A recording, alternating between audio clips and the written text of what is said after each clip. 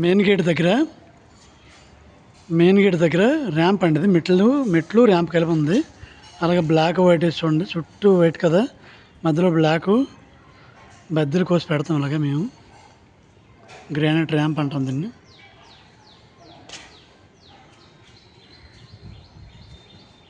Steps కూడా చూడండి, చాలా పెద్ద ర్యాంప్ ఇది.